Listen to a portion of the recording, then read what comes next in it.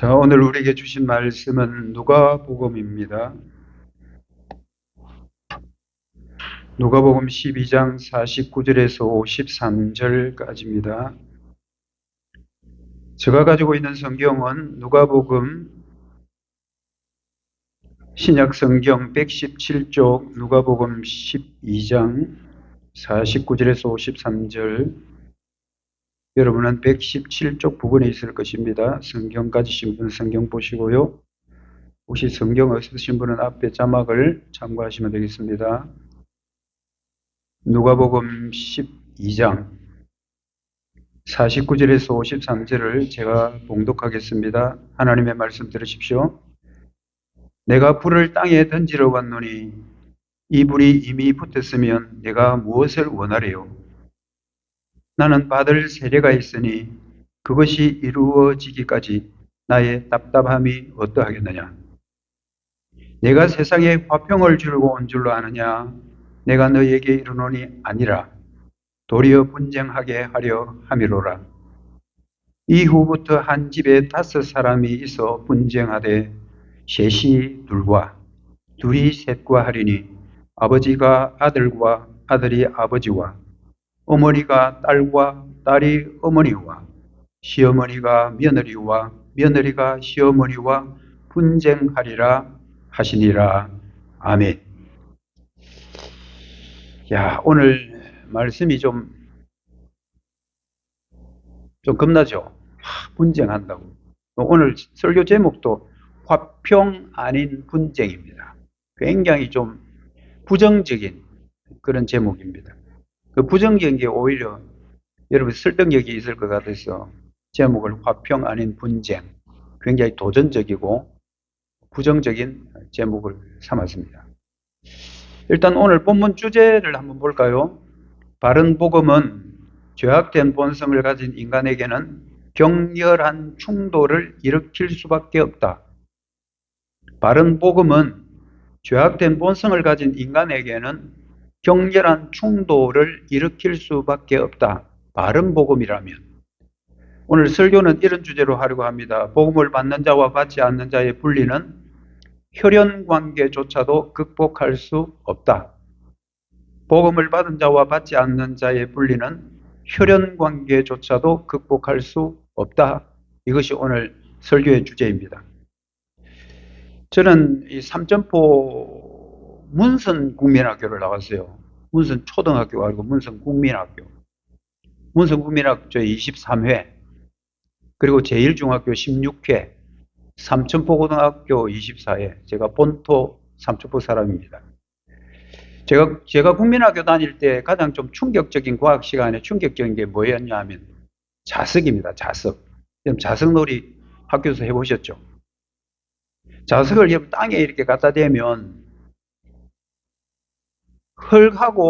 흙과 그리고 이제 모래 같은 것은 다 이렇게 분리되고 쇠붙이만 딱 달아붙습니다. 저는 이게 너무 신기하더라고요. 막대 자석 같은 거 또 이렇게 굽으로 생긴 이런 것을 땅에 이렇게 갖다 대면 그냥 쇠붙이만 쫙 달아붙고 흙과 모래는 분리된다. 저는 이걸 보고 야, 참 신기하다. 그래서 이제 집에 가서도 그런 놀이를 하죠. 습자지, 이 종이, A4 용지 요즘 같으면 도화지 같은 게 올려놓고 그 위에 흙을 이렇게 올려놓죠. 그리고 자석을 밑에 이렇게 갖다 대면 전부 다 쇠붙이만 쪽쪽쪽쪽 이렇게 서요. 그래서 흙과 모래 같은 거는 서지 않고 그대로 있고. 그 그림이 굉장히 인상적이었습니다. 복음이 꼭 이와 같구나라는 생각을 하게 되는데요.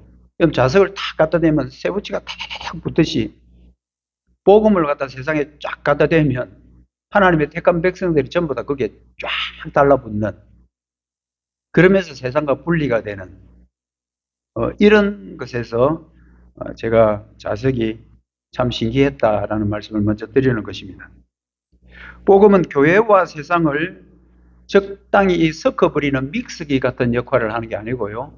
복음이라는 것은 세상과 교회를 오히려 분리시켜서 마치 진짜와 가짜를 이렇게 필터링 한다 그러죠. 그래서 채로 이렇게 해가지고 진짜만 남고 가짜는 막 바람에 날려가듯이 이렇게 걸름망 역할을 하는 것이 복음이다. 여러분, 오늘 이 본문의 말씀은 예수님의 공생의 사역 후기에 해당돼요. 공생의 후기에 해당이 되는데, 예수님은 지금까지 그 사역의 주 무대는 갈릴리 지역입니다. 여러분, 이스라엘 지도를 좀 머릿속에 좀 그려보면 제일 위에 갈릴리 지역이 있고 가운데 사마리아, 북이스라엘이 있고 그 다음 밑에 유다가 있거든요. 예수님의 주 활동 무대는 갈릴리, 여러분 알다시피 갈릴리 호수 주변에 거기 뭐 게셋마네, 베세다 이런 데서 엄청난 기적들을 많이 일으키시잖아요. 그래서 갈릴리 그쪽 지역에서 사역하던 예수님은 이제 예루살렘 쪽으로 쭉 이렇게 내려오셔요. 내려오셔서 예루살렘으로 직접 들어간 것은 아니고, 여러분 오른쪽 요단강 가운데 쭉 있죠. 요단강 오른쪽에 보면 펠라, 베레아라는 이 지역에 좀 주목하셔야 됩니다. 이 베레아 지역은 요단강 동편에 있는, 그러면서 요단강을 기준해서 서쪽에는 아무래도 히브리인들, 유대인들 이런 사람들이 주 무대라고 보면 되고요. 그리고 요단강 동편 쪽에는 그 주변은 전부 다 이방 땅이기 때문에 그쪽에는 이방 사람들도 많이 섞여 있는 그런 지역으로 보셔야 돼요. 그래서 예수님께서 이제 주로 갈릴리에서 활동하시다가 십자가 지기 약 한 몇 개월 전입니다. 한 3개월부터 5개월 전. 그때 이제 갈릴리 사역은 다 접고 갈릴리 사역은 마무리하시고 이제 다시 남하합니다. 남하를 해서 주 목적지는 나중에 예루살렘이죠. 예루살렘 절기 때 들어가셔서 이제 십자가를 지게 되는데, 지금 우리가 이제 사순절을 보내기 때문에 이런 여러분들 지리적인 것들, 이런 배경 같은 것들을 지금도 알아놓으면 나중에 큰 도움이 될 겁니다. 그렇게 해서 이 동편 쪽, 요단강 동편 쪽에 주로 이제 한 3, 4개월 정도 사역을 하시고 가끔씩 또 절기가 되면 여리고를 거쳐서 예루살렘, 유대로 들어가기도 하시고, 그리고 이제 예루살렘 가까이 그 베다니가 있죠. 베다니는 지금 두 곳이에요. 예루살렘 가까이 베다니, 거기에는 여러분이 알다시피 나사로, 마리아, 마르다가 살던 거기 베다니가 있고요. 요단강 동편 쪽에도 보면 또 베다니라는 데가 있죠. 여러분 그림을 보면 베레아 밑에 베다니 있죠. 베다니 두 곳이에요. 이쪽에서 왔다 갔다 하면서 이제 사역을 하게 됩니다. 그래서 누가복음 9장 51절이 굉장히 중요한 분기점이 되는데요. 예수께서 성천하실 기약이 차감해 가까이 오매 예루살렘을 향하여 올라가기로. 이 위도상 보면 내려오는 건데요. 보았다시피 갈릴리에서 내려오는 건데요. 올라간다 하냐면 지형이 그래요. 예루살렘 높이가 한 800m 정도, 한 900m 정도 되거든요. 고지대. 그래서 올라간다는 표현을 하는 거예요. 그래서 올라가기로 굳게 결심을 했다. 누가복음 9장 51절부터 예수님의 주 사역은 갈릴리에서 남쪽 쪽으로 향하고 있다. 분기점이 누가복음 9장 51절입니다. 예수님께서 이제 몇 개월만 있으면 예수님이 해야 되는 그 십자가, 고난의 십자가를 져야 되는. 그러나 지금까지 따라다니는 12제자들은 예수님이 그런 죽음을 당할 것이라는 꿈에도 생각 안 하고 있는 거예요. 꿈에도 생각하지 않고 있고. 그 예수님의 이제 자기가 당해야 될 그 하나님의 진노, 예수님 때문에 아니고 저와 여러분들 때문에 당해야 될 그 고난과 십자가의 죽음을 이미 알고 계시면서 그때를 기다리고 있으면서 그 마음을 어떻게 표현을 하느냐 하면요. 답답하다. 오늘 본문 50절 하반절을 보면 나의 답답함이 어떠하겠냐. 답답하다 우리는 막 그러잖아요. 답답하다는데 우리가 또 막 답답할 때는 답답하다 막 이런 표현을 하잖아요. 답답한 겁니다. 답답하다는 것은 원어상 어떤 뜻이냐 하면요. 압박감을 받는다. 압박감을 받는다. 이런 뜻입니다. 예수님이 이제 사역 초기에는 약간 좀 여유롭게 사역을 하셔요. 그때는 여유로움이 있었지만 이제 가면 갈수록 거의 이제 마지막 막바지 공생의 3년 가운데 마지막 3년째, 그것도 이제 몇 개월 남지 않은 그 십자가 사역을 앞두고 예수님의 마음은 좀 답답했다. 좀 압박감이 있었다. 왜? 인간으로 오신 예수님이니까. 그런데 당신의 죄도 아닌 우리 인간들의 죄를 짊어지고 십자가에 죽으셔야 되니까 얼마나 그 압박감이 컸겠습니까? 하나님으로부터 진노의 잔을 마셔야 되는 이 압박감은 지금 최고조에 달해 있다고 그렇게 보시면 됩니다. 이런 예수님께서 이런 상황에서 예수님이 참 특별한 말을 하시는데요. 참 특이해요. 뭐라 그러냐면 나는 세상에 왜 왔냐 하면 불 던지러 왔다. 불. 세상에 불 던지러 오셨대. 49절에 보면 내가 불을 땅에 던지러 왔노니 내가 불을 땅에 던지러 왔다. 여러분 여기서 이 불이라는 것은 무엇을 상징할까요? 여러분 불하면 여러 가지 생각나죠. 불하면 뭐 집이 화재 나는 그게 그 불. 그리고 여러분 가스버너 같은 데 켜놨다가 막 거기서 막 불이 올라오는 이런 불.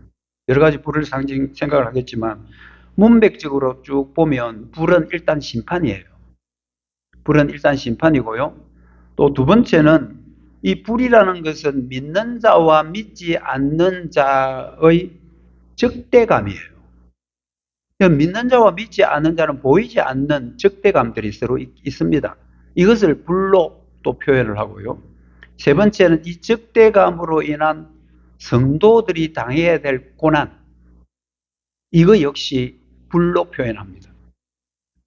예수님이 세상에 불을 던지러 왔다라는 이 말은 우리가 예수님이 오시면 기독교라는 것은 참 떨어져 있던 관계가 화평하게 되고 사람도 사람끼리 인간관계가 회복되고 이렇게 하면 좋겠는데 예수님은 의외로 불을 던지러 왔다는 이 표현은 내가 세상에 화평을 주러 온 게 아니야. 나는 세상에 분쟁을 주러 왔어. 너무 여러분 역설적이지 않습니까? 세상에 화평을 주러 오셔야지 평화를. 예수님은 평화를 주러 오셔야지. 싸웠던 관계가 사이가 회복이 되고요. 근데 예수님 뭐라고 하면 나 불 던지러 온 거야. 화평 주러 온 게 아니야. 나 분쟁 주러 이 땅에 온 거야. 마태복음 10장 34절에는 이런 표현을 합니다. 내가 세상에 화평을 주러 온 줄로 생각하지 말아라. 화평이 아니고 금이다. 금이죠. 칼이다. 칼. 내가 칼 가지고 온 사람이야. 야, 너무 아이러니하지 않습니까? 여기서 이 금이라는 말은요, 원어적으로 따져보면 이런 겁니다. 전쟁이나 살육용 무기를 말하는 게 아니고 분리하고 쪼개는 도구입니다. 이때 사용되는 금, 마카이라라는 단어인데요. 여기 사용하면 사람을 뭐 찌르거나 뭐 사람을 피해를 주는 게 아니고 분리하고 쪼개는 도구로서의 금을 말합니다. 여러분 이런 말씀이 있잖아요. 히브리서에 보면 하나님의 말씀이 좌우에 날선 검처럼 어떻게 한다고요? 영과 혼을 쪼개듯 예수님께서는 이 땅에 오셔서 진리를 가지고 믿는 자와 믿지 않는 자를 쪼갠다. 이런 의미에서 예수님은 분쟁을 주러 오셨다. 예수님은 검을 던지러 오셨다라고 표현하는 겁니다. 여러분 불을 통해서 진리와 비진리가 더욱더 투쟁하게 만들고 그리고 진리에 대항하는 세력은 나중에는 결국 심판하실 것이라는 이런 굉장히 중의적인 의미가 이 불 상징이 하는 겁니다. 예수님께서는 이 불이라는 것은 굉장히 확산성이 있잖아요. 한번 불은 붙으면 확 옆으로 번지는 그 산불 같은 거 금방 번지잖아요. 그래서 그 불의 특징 가운데 확산성 그리고 불이라고 가지고 있는 이미지, 심판과 고난 이런 것들을 염두에 두시고 예수님은 내가 땅에 불 던지러 왔어 라고 그렇게 말씀하신 것입니다.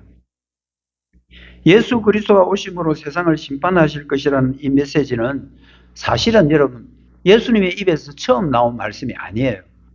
예수님의 말씀들은 주로 구약 성경에 있는 말씀들을 많이 인용하셔요. 그 구약 성경에 많은 말씀들이 나오는데 그걸 읽어도 무슨 뜻인지 잘 몰라. 이해가 안 돼. 우리는 그 시대를 여러분 3,000년, 4,000년, 지금부터 한 5, 6,000년 전의 사건들인데 그걸 지금 우리가 다 이해하기가 어렵죠. 근데 예수님은 말씀하실 때 항상 그 구약을 배경으로 해서 예수님이 참 말씀을 많이 하셔요. 너 구약 이런 말씀 들었지? 너희들 어떻게 이해하고 있니?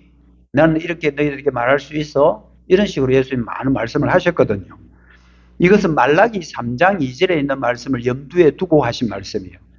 여러분 구약의 마지막 성경이 말라기예요. 그 말라기에 이런 말씀이 있습니다. 그가 임하시는 날을 누가 능히 당하며 그가 그러면 여러분들이 3인칭 단수 좀 보셔요. 그가 임하시는 날을 누가 능히 당하며 그가 나타나는 때에 누가 능히 설 거야. 그는 금을 연단하는 자의 불과 표백하는 자의 잼물과 같을 것이라. 그 세 번 나오죠. 그가 임하시는 날, 그가 나타나는 때, 그는, 여러분, 그는 1차적으로는 말라기 선지자가 세례 요한을 말하기도 하지만 궁극적으로는 여기서 그는 예수님이십니다. 메시아입니다. 그래서 말라기 선지자는 메시아가 오실 것을 예언을 딱 하고 구약 성경은 딱 끝이 나버리거든요. 그리고 나서 한 400년 정도의 암흑기가 있죠. 그리고 나서 하나님 대신 예수님이 인간으로 이 땅에 오신 그게 신약 시대의 시작이잖아요. 그때 예수님이 오셔서 하시는 말이 불 이야기를 하면서 말라기 선지자의 예언이 바로 당신에게 임했다라는 말씀을 지금 하고 있는 거예요. 세례 요한도 이와 비슷한 말을 합니다. 세례 요한은 예수님보다 6개월 먼저 와서 세례 요한은 오실 메시아에 대한 길만 예비해 놓고 그냥 죽는 사람이잖아요. 그 세례 요한도 이런 말 비슷한 말을 하는데요. 마태복음 3장 11절을 보면 나는 너희로 회개하기 위하여 물로 세례를 베풀지만 내 뒤에 오시는 분, 그분 예수님이시잖아요. 내 뒤에 오시는 예수님은 나보다 능력도 많다. 나는 그의 신을 들기에도 감당하지 못한다. 이 당시에 팔레스타인 주로 샌달같이 생긴 그거 막 신고 다니거든요. 그 신 그거 들기조차도 나는 감당을 못할 내고 내 뒤에 오시는 분은 성령과 불로, 여기 불도 나옵니다. 성령과 불로 너에게 세례를 베풀 거야. 나는 물세례지만 내 뒤에 오시는 예수님은 성령으로 불로 세례를 베푸실 분이야 라고 하면서 세례 요한도 말라기 선지자와 비슷한 말을 합니다. 참 재밌는 게요. 말라기가 세례 요한을 예언하고요. 세례 요한은 예수님의 길을 예비하고요. 이게 구약 성경과 예수님 사이에 쭉 연결점으로 되어 있다는 거 너무 놀랍죠. 말라기 선지자와 세례 요한은 똑같이 예수 그리스도가 불러 오실 것에 대한 예언을 함께 합니다. 이런 예언이 이제 예수님이 오셔가지고 내가 땅에 불 던지러 왔다라고 하면서 예수님이 드디어 구약의 성경을 성취하기 시작했다. 예수님이 구약의 말씀을 성취하러 오셨다라는 겁니다. 여러분, 예수님이 오시게 되면 일단 진리와 비진리가 불같이 싸우게 될 겁니다. 예수님이 오시게 되면 그리고 그 불같은 고난이 진리를 가진 자에게 올 거라는 거예요. 그리고 마지막에는 결국 비진리에 속해 있는 사람은 불의 심판을 받게 될 것이다. 이런 삼중적인 이 3단계가 여러분 불을 통해서 우리가 알아야 되는 겁니다. 진리와 비진리가 불같이 나누어지게 될 거고 그것으로 인해서 성도들은 불같은 고난을 당하게 될 거고 그리고 마지막에 믿지 않는 자들은 불같은 심판에 임하게 될 거야. 불이라는 단어 하나가 이렇게 굉장히 중의적인 의미를 품고 있습니다. 근데 말라기스에 다시 보면 그 불은 어떤 불이라고 하느냐 하면 금을 연단하는 불이라 그래요. 금을 연단하는 자의 불. 이런 불은 불인데 그 불이 얼마나 강하고 세면 금을 연단할 정도 된다. 여러분 금을 녹이는 불이 어느 정도 된다고 생각합니까? 제가 한번 물어보니까요. 1064도래요. 그 1064도가 가해져야 금이 녹는다고 그래요. 그 녹는 것만 끝나는 게 아니잖아요. 녹고 나면 그걸 또 분리를 하고 불순물은 제거하고 하는 데는 더 많은 온도가 필요하겠죠. 그러니까 금을 녹여서 연단할 정도의 불이라면 그 불은 너무 무서운 불이에요. 너무 엄중한 불이에요. 1100도 이상 되는 용광로의 불 한번 상상을 해 보십시오. 우리가 여러분들 몇 도만 돼도 손 대기도 막 손 갖다 대면 막 데이고 이러는데 1100도가 넘어. 금을 연단할 정도의 그 불이라면 그 불이 얼마나 무서운 불인지를 우리는 알아야 돼요. 이런 무서운 불 같은 투쟁이 있게 될 거고 그리고 이런 무서운 불 같은 고난이 있게 될 거고 마지막에는 이런 무서운 불 같은 심판이 있게 될 것이다라는 이 모든 뜻을 품고 있는 것이 예수님이 이 땅에 오셔서 나는 불을 던지러 왔다라고 말씀하시는 예수님의 말씀입니다. 그러면 하나 여러분들 질문 한번 해볼까요? 이런 진리와 비진리를 가늠할 수 있는 것은 과연 뭘까? 진리와 비진리를 딱 나눌 수 있는, 아까 자석 보여주시잖아요. 자석처럼 탁 갖다 대면 자석에 딱 붙는 게 있고 안 붙는 게 있단 말이에요. 분리가 된단 말이에요. 이게 뭐냐 하면 바로 복음입니다. 예수님이 불을 던지러 왔다라는 것은 복음을 던지러 왔다라는 말과 틀린 말이 아니에요. 같은 말이에요. 이 불은 성령의 역사와 말씀의 선포를 통한 복음입니다. 여러분, 복음의 불은 택한 자들에게는 죄를 태우고 정결케 하는 정결의 불이 되겠지만 끝까지 회개하지 않고 복음을 받아들이지 않는 유기자들, 이런 사람들에게는 그것은 심판의 불일 수밖에 없죠. 참 안타까워요. 모든 사람들 다 정결의 불이 되면 좋겠는데, 깨끗게 하는 불. 그런데 어떤 사람은 그 불은 심판하는 불이 되니까 어쩔 수 없는 거예요. 이 복음이라는 거는. 예수님이 이 구속사에게 이 땅에 속히 완성되기를 바라는 마음이 참 간절했습니다. 그래서 49절 하반절에 보면 이런 말씀이 있어요. 이 불이 이미 붙었으면, 이 불이 세상에 다 붙었으면 내가 더 이상 할 게 없겠는데, 그런데 이 불이 아직 세상에 다 붙지 않았다. 이 말씀을 했어요. 좀 이상한 말씀을 하셔요. 예수님이 말씀하시면 내 불 던지러 왔거든, 이렇게 말씀해놓고, 근데 이 불이 이 세상에 아직 안 붙었어. 아직 다 안 붙었어. 붙어야 될 불이 있는 거야 라고 말을 뭔가 해야 될 것 같은 뉘앙스를 남기면서 예수님이 그 말씀을 지금 하시는 거거든. 그러면 이 불이 완전히 붙으려면 뭘 해야 된다는 얘기예요. 그게 뭘까요? 그것은 여러분들 50절에 답이 나옵니다. 나는 받을 세례가 있다. 예수님이 지금 아직까지 십자가 지기 전이잖아요. 한 6개월 전이라 그랬죠. 그때 예수님 내가 불 던지러 왔다 이렇게 해놓고, 그런데 아직 불이 이 세상에 아직 안 붙었어. 내가 뭔가를 하나를 해야 드디어 세상에 본격적으로 불이 붙을 거야 라고 하시면서 당신이 해야 될 일이 세례받는 일이다. 또 이상한 말씀 또 하셔. 세례받는 일이다. 예수님 세례 받으셨잖아요. 예수님 누구에게 세례 받으셨죠? 몰라요. 사천 용광장로회 황선일 목사님한테 받았어요? 세례 요한한테 받았잖아요. 예수님도. 요단강에서 예수님도 세례 받으셨어요. 예수님은 하나님한테 세례 받을 필요 없거든. 근데 인간으로 오셨으니까 나도 세례 받아야 되겠다. 막 바리새인들 서기관들 세례 받으러 오니까 세례 요한이 너희들은 안 돼. 너희들은 오히려 화가 있을 줄 알고 쫓아내버리지. 예수님 세례 받으셨거든요. 근데 예수님 또 무슨 세례를 받아야 돼? 뭐 제 세례파야? 그럼 세례 두 번 받는 거 제 세례파라 그러거든요. 이단이거든요, 옛날에.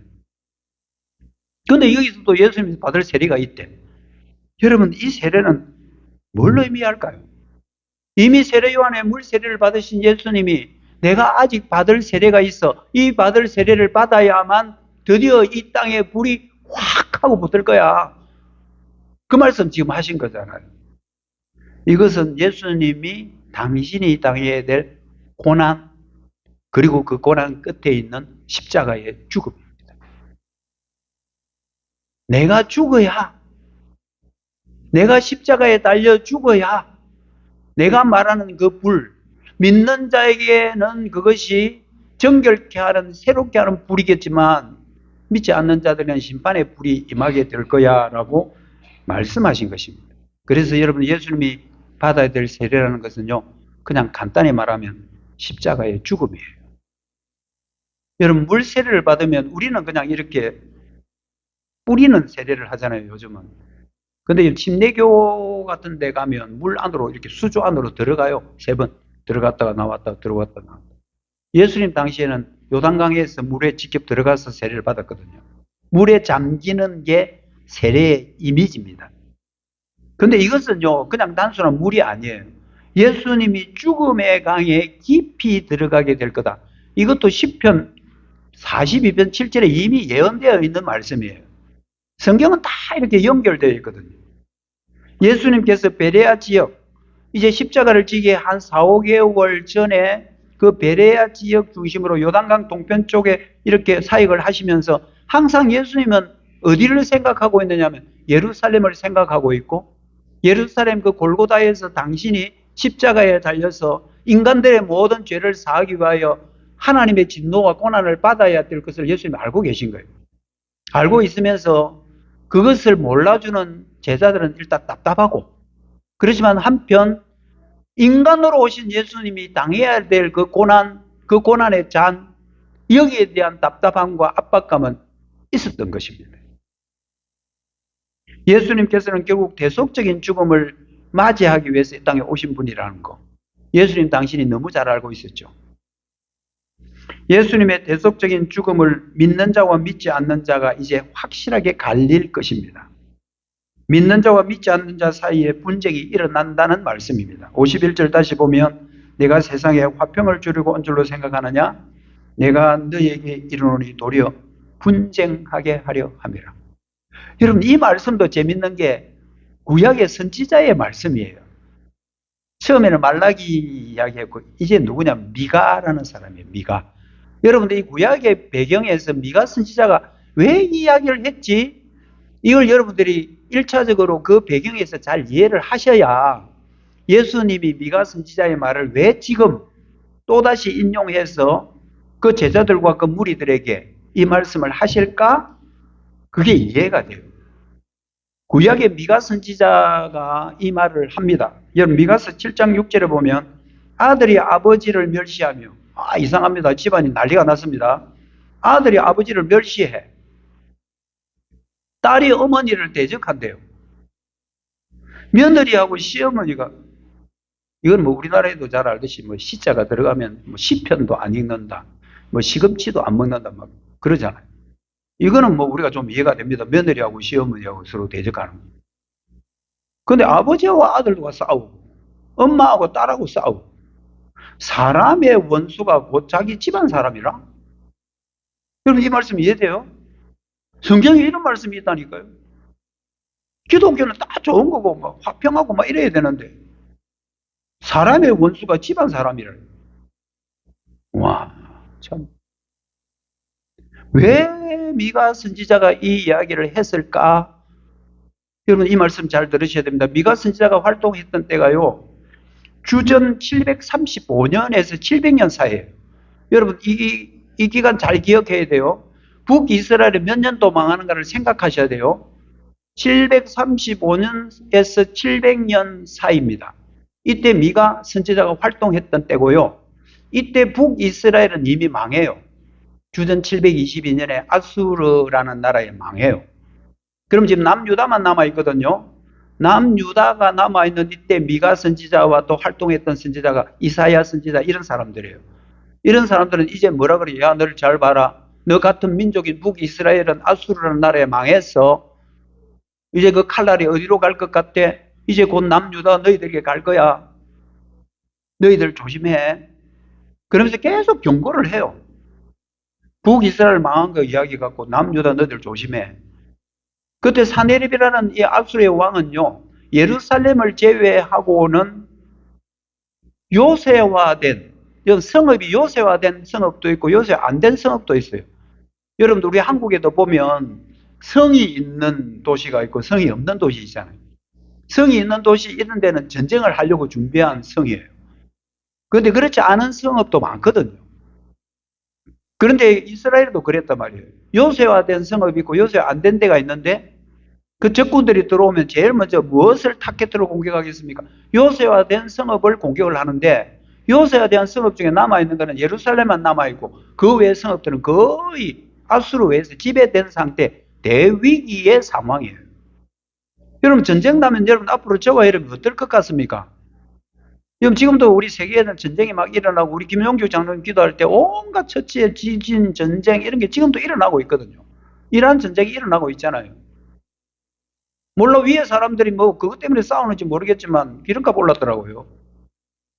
갑자기 800 얼마로 올랐더라고요. 경유차 타는 분들도 힘들겠다. 경유차도 비싸요. 바로 직접적인 영향이 오는 거예요. 여러분, 그 땅에 전쟁이 일어나가지고 지금 북쪽 사람들은 망했어. 지금 이북 사람 말하는 거 아닙니다. 북이스라엘은 망했어. 남유다 이제 곧 망할 거야. 그래 남유다들은 막 지금 공격을 받고 있어. 그러면 여러분들 한 시민, 시티즌 한 명 한 명은 어떻게 되겠습니까? 생존의 문제거든요. 그래서 전쟁이 안 일어나야 되는 거예요. 생존의 문제, 죽고 살기의 문제잖아요, 지금. 그러니까 이 사람들이 자기 목숨 부지하기 위해서 제일 먼저 타락하는 사람들이 지도자들이에요. 참 이상해요. 지도자들이 우리 이수신 장군처럼 야, 내 화살 받았다. 알리지 마라.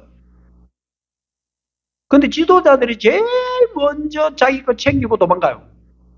이스라엘이 지금 이러고 있단 말입니다. 하나님을 믿는 그 언약의 백성 이스라엘이 북이스라엘 망하고 남유다 사람들도 전쟁 나고 막 요새화된 성읍들이 무너지고 하니까 자기 생명 유지하려고 지도자들이 국민들을 보호해야 되는 지도자들이 먼저 도망가 버립니다. 신뢰가 다 깨지죠. 구심점이 다 깨지는 거예요.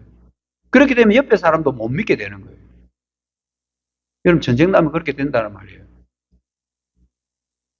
그런데 제일 마지막까지 남아있어야 될 가족도 붕괴가 됩니다. 이게 진짜 마음 아픈 일이에요. 이런 영적 도덕적 파산 상태가 극에 달할 때 가족들까지 서로 배신하고 분쟁하게 된다. 미가 선지자가 하는 말이에요. 미가서 7장 2절 보십시오. 각기 그물로 형제를 잡으려 한다. 이 형제는 여러분 친형제예요. 그물 쭉 뿌려가지고 고기를 잡아야 되는데 사람 잡는다는 말이에요. 자기 살려고 다른 사람 그물에 가둬버린다. 여러분 가정은 이스라엘 공동체의 최후의 보루입니다. 가족은 사회를 지탱하는 가장 기본적이고요. 그리고 가장 언약적 단위가 가정이에요. 근데 가정에서 아들이 아버지 멸시하고 며느리가 시어머니하고 대적하고 인간 사회가 유지되는 최소한의 도덕적 마지노선까지도 붕괴가 되는 위기 상황, 이것이 미가 선지자 시대의 일입니다. 예수님이 이 미가의 예언을 왜 예수님이 지금 끌고 와서 지금 이 말씀을 하고 계실까? 왜 이 말씀을 하고 계실까? 이런 겁니다. 잘 들어보십시오. 예수님이 하시는 말씀입니다. 미가 시대의 극에 달했던 언약적 파기, 그리고 영적인 어두움, 이것이 지금 메시아인 내가 이 땅에 옴으로 인해서 심판받게 되는 거다. 진정한 하나님의 백성들은 혈연을 뛰어넘어 나를 중심으로 새롭게 재편성될 거다. 이 말씀 지금 하시는 거예요. 미가 시대에 도덕적으로 타락했고 언약을 파괴하고 영적으로 어두웠던 시대의 그 모든 심판이 이제 내가 오게 되면서 그것이 확실시 될 텐데, 그럼에도 불구하고 하나님의 그 언약의 백성들은 혈연, 집안을 뛰어넘어서 그들은 새로운 가족으로 재편성될 거라는 말씀을 불을 이 땅에 던지러 왔다고 말씀하시는 예수님의 의도입니다. 예수님께서 이 땅에 오심으로 복음의 불이 땅에 떨어지게 되는 겁니다. 예수님의 피 묻은 복음을 받아들이는 성도들은 타락한 그리고 육신의 혈연들과 영적 전투를 치룰 수밖에 없는 상황이 된다라고 예수님 말씀하십니다. 52절 53절입니다. 이후부터 한 집에 5사람이 있어 분쟁하는데 셋이 합해가 둘과 싸우고 둘이 합해서 셋과 싸우고 아버지가 아들과 아들이 아버지와 어머니가 딸과 딸이 어머니와 시어머니와 며느리가 며느리와 시어머니와 분쟁하게 될 것이다. 여러분 미가서 말씀 예수님 그대로 그냥 끌고 온 거예요. 그러면서 더 이제 예수님의 말씀이 더 탄탄해지고 직접 오늘날 저와 여러분이 연관된 말씀이 되는 거죠. 이것은 단순히 정치적이고 사회적인 분쟁을 말하는 게 아닙니다. 여러분 우리나라에도 지금 첨예하게 갈등이 있잖아요. 부부끼리도 갈등이 있고요. 정치 노선입니다. 어떤 우리 권사님 집에 보면요. 우리 교회는 아닌데요. 제가 앞에 목회하던 권사님 집인데요. 어머니는 붉은당. 붉은당 아시죠? 붉은당 공산주의 아닙니다. 붉은당. 딸은 파란당. 푸른당. 그래가지고 이 엄마하고 딸하고 정치 이야기만 나오면 싸운대. 한 성에 앉아서 밥은 못 먹는데. 니 따로 먹으라, 내 따로 먹을게. 여러분, 이 정치 때문에 가정이 불화가 일어나고요. 또 어떤 집에는요, 아버지하고 아들하고 막 다투는데 뭐가 싸우느냐 하면, 아버지는 LG 트윈스, 아들은 한화 이글스. 이래가지고 이 야구 때문에 또 막 서로 분쟁이 생기고. 그럼 성경에서 말하는 분쟁은 이런 거 아닌 거 아시겠죠? 제발 우리 기독교인들은요, 그 정치적인 이데올로기, 그것 가지고 나누지면 안 됩니다. 자기 취미생활 가지고 나누지도 안 되고요. 서로 그냥 이해해주고 배려해주고, 니 뭐 LG 트윈스 좋아하든지, 뭐 하나 이글스 좋아하든지, 뭐 그렇게 서로 이해해주고, 안 싸워야 되지. 뭐 빨간 닭이 어떻고 푸른 닭이 어떻고, 그거 가지고 여러분들, 엄마하고 딸하고 그렇게 한 밥상에서 밥도 못 먹는 다음에 그거 되겠습니까? 근데 성경에 말하는 이런 정치적인, 사회적인 분쟁을 말하는 게 아니에요. 이것은 정말 근본적이고 영적이고 영원한 것입니다. 바로 복음입니다. 예수님의 피 묻은 이 복음은요, 어쩔 수 없이 분열을 가져올 수밖에 없는 구조예요. 왜냐하면 이 복음이라는 것은 인간의 전적 타락하고 하나님의 그 구속의 사역들이 바로 맞물려서 충돌하기 때문에 그래요.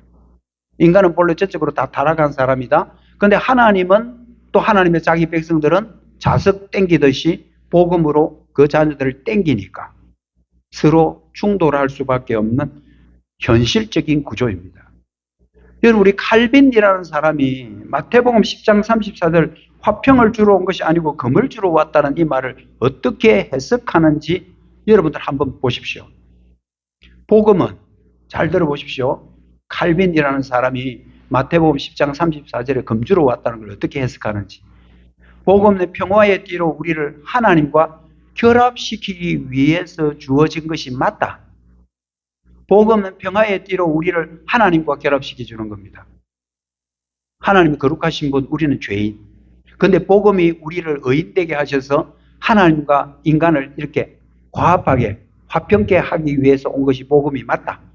그러나 그 밑에 인간의 악의가 그 복음을 대적하기 때문에 그리스도는 마치 전투를 선포하듯 금을 들고 오신 것처럼 묘사하고 있는 것이다. 보이는 것이다. 따라서 이 분열의 책임은 복음에게 있는 게 아니고 이 분열의 책임은 빛을 미워하는 인간의 어두움에 있다. 여러분, 인간은 모두 다 죄인이라는 거 우리 인정하셔야 돼요. 우리 모두가 죄인인데 거기서 우리가 구원받는 것이 얼마나 복되다는 것을 우리는 아셔야 돼요. 저와 나는 괜찮은 사람이야. 나는 다른 사람보다 괜찮기 때문에 구원받는 거 아닙니다. 우리가 무슨 도덕적으로, 우리가 윤리적으로 다른 사람보다 낫기 때문에도 아닙니다. 하나님의 전적인 은혜로 주어지는 것이 복음이기 때문에 어쩔 수 없이 이 순수한 복음을 받는 사람과 그 복음을 끝까지 받지 않는 사람들, 그 책임은 복음 자체에 있는 게 아니고 인간의 죄를 품고 있는 빛 대신 예수님을 미워하기 때문에 생기는 인간의 악의의 책임이다라고 칼빈은 아주 선명하게 그 말씀을 해석하고 있습니다. 결국 복음은 진짜와 가짜를 가려내는 역할을 합니다. 자석을 여러분이 계속 생각하십시오. 자석을 갖다 떼면 쇠붙이는 전부 다 쫙 달아붙습니다. 그러나 흙과 모래는 분리가 되듯이 복음은 진짜와 가짜를 선명하게 구분하기 위해서 우리에게 주어진 거고 그 복음의 불을 던지러 오신 분이 예수님이시고 그 불이 세상에 확산되기까지 예수님이 해야 될 것이 십자가인 겁니다. 여러분, 우리가 얼마 있다가 이제 종려주일 그리고 고난주간을 우리가 만나게 되겠지만 지금은 우리가 사순절 시간적으로 볼 때 지금도 이 정도는 된다고 보시면 되는 거예요. 여러분, 두부 만드는 거 잘 아십니까? 저는 두부를 만들어 보지는 않았는데요. 가마솥에 콩물, 두유를 끓인다고 그래요. 막 끓이고 그러면 우리 눈에 보일 때는 모두 다 뽀얀 것들이 전부 다 액체가 같은 것으로 보인답니다. 근데 거기에 간수, 여러분 소금을 정제시키고 결정체로 남은 그 남은 물, 간수 그걸 갖다가 툭 하고 떨어뜨리면 정말 영양가 있는 뭉글뭉글한 순두부만 그 간수에 착착착착착 달아붙는데요. 그리고 남은 물은 빠지고요. 그렇게 해서 착착착착 따라붙어가지고 그게 이제 응고되고 그게 또 결정체가 되는 이게 두부라고 그러더라고요. 저는 안 만들어 봤으면 몰라요. 여러분들 더 잘 아시겠죠. 제가 말하고 싶은 건 간수라는 그겁니다. 간수를 던지니까 거기에 뭉글뭉글에 싹 붙어가지고 그게 나중에 두부가 된다 그러더라고요. 여러분, 복음은 이 세상에 떨어뜨린 겁니다. 인생과 세상 사이에 떨어지는 이 간수, 복음이 들어가기 전에는 내가 세상 사람들과 별로 다를 바 없다 하고 그냥 살아가는 거예요. 그런데 이런 복음이 심령 속에 딱 들어오면 간수가 여러분들 그 두유 위에, 우유 위에, 그게 콩물 위에 떨어지는 것처럼 복음이 탁 심령에 떨어질 때부터 아, 나는 아니네. 나는 거기에 붙어야 되는 사람이네 라는 것을 드디어 깨닫게 된다는 겁니다. 예수님의 십자가의 복음이 내 심령과 가정에 떨어지면 영원한 생명을 가진 자들과 썩어질 세상을 쫓는 자들이 필연적으로 갈라질 수밖에 없는, 분리될 수 없는 거룩한 분리가 일어날 수밖에 없는 겁니다. 이것은 가정을 파괴하려는 게 아니고요. 생명을 빚어내는 하나의 분리입니다. 여러분, 이런 것들이 믿는 사람과 믿지 않는 사람이 공존하는 가정 안에 일어난다는 거예요. 이게 이미 예수님께서 하시는 말씀입니다. 이제 제가 말씀을 마무리를 하려고 합니다. 성도의 가정에서 정치적 입장, 그리고 뭐 스포츠로 인해서 분열이 생기는 것은 정말 그건 어리석은 짓이고요. 안타까운 일입니다. 제발 교회 안에도 뭐 정치적 노선 때문에 서로가 뭐 편을 가르거나 이건 절대 있을 수 없는 일입니다. 정치에 관심은 여러분 개인 한 사람의 시티즌으로 한 사람 한 사람 개인적으로 여러분들 할 수 있지만 교회 공동체라는 것이 함께 그렇게 가는 건 아니라는 것도 아셔야 됩니다. 여러분 죄송하지만 이 구원의 문제는요 개인적인 거예요. 그래서 이런 분쟁이 일어난다고 말하는 겁니다. 한 가정에 복음을 받는 자가 있고 안 받는 자가 있다는 겁니다. 다 받으면 제일 좋지만 받는 사람도 있고 안 받는 사람도 있다는 겁니다. 그건 어쩔 수 없는 필연적인 겁니다. 왜? 복음은 영원한 거기 때문에 그렇습니다. 여러분, 복음 때문에 싸우는 것은 성도로서 겪어야 될 일이고요. 복음은 양보할 수 없는 생명이며 보물이기 때문에 그렇습니다. 성경에 보면 가족 때문에 복음을 잘 전수받은 사람도 나오고 성경에 보면 가족 때문에 오히려 복음을 버린 사람도 나와요. 참 재밌어요, 성경은. 여러분, 가족을 인해서 복음을 받아들인 사람, 대표적인 사람은 디모데. 할머니와 어머니의 신앙을 이어받아서 디모데까지 잘 내려온 거고요. 그 다음 빌립보의 간수 아시죠? 간수의 집안이 전체가 구원받잖아요. 그리고 이 로마 고넬료 백부장, 이런 집안들은 가정 전체가 복음을 받아들이는 참 긍정적인 그런 사람도 있는가 하면 가정 때문에 오히려 복음을 잃어버리는 사람도 있다니까요. 대표적인 사람이 솔로몬 같은 사람이에요.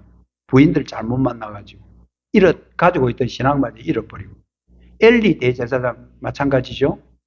그리고 아나니아와 삽비라, 하나님 앞에 드리려고 마음은 먹었지만 사탄의 역사에 그거 못 이겨가지고 다 무너져 버리는, 성경에는 이런 사람도 있고 저런 사람도 있습니다. 여러분, 가정은 최종 목적이 아니고요. 가정은 최종 목적인 천국을 가기 위한 하나의 과정 속에 있는 게 가정입니다. 가정이라는 단위는 이 땅에서 끝나는 것이지만 천국은 영원한 것이고요. 가족이 다 함께 자동으로 구원받는 거 아닙니다. 참 죄송한 이야기 하면 아버지가 목사라고 해서 자식들이 다 구원받는 거 아니에요. 아버지가 장로님이라고 해서 그 자녀들이 전부 다 구원의 확신 속에 살아가는 게 아닙니다. 자기 부인이 권사라고 해서 남편 자동으로 구원받는 거 아닙니다. 여러분, 이런 거 보면 구원은 다 개인적인 거고요. 개인적이니까 내가 해야 되겠다는 말이 아니고 하나님이 택한 백성들을 하나님이 구원하시는 은혜의 선물이기 때문에 그렇습니다. 우리는 가정의 신앙 통일을 위해서 항상 깨어 기도해야 되는 이유가 뭐냐 하면요, 우리가 안 되니까요. 여러분 가정에 안 믿는 사람들, 그 사람들 막 멱살 잡고 가자, 교회 가자, 그렇게 한다고 옵니까? 안 되거든요. 그 심령 속에 복음의 빛이 들어가야 되고요. 하나님의 구원의 은혜가 들어가야 사람 한 사람 전부 다 구원받는 거거든요. 그래서 계속 여러분들은 믿지 않는 여러분 친지들, 가족들을 위해서 기도해야 되고요. 그리고 기회만 있으면 여러분들이 복음을 전하셔야 됩니다. 제가 이 이야기를 하는 결론은요. 우리가 4월 5일 날 저희 교회 부활주일이에요. 근데 뻑적지근하게 막 초청하고 막 선물 주고 이런 거 안 합니다. 그런 거는 안 하고 여러분의 가까이 있는 가족들은 그날 좀 집에, 요 교회 좀 모시고 오셔가지고 함께 예배도 좀 드리고 식사도 좀 하자라는 우리 교회 수준 아시죠? 그렇게 하는 거지.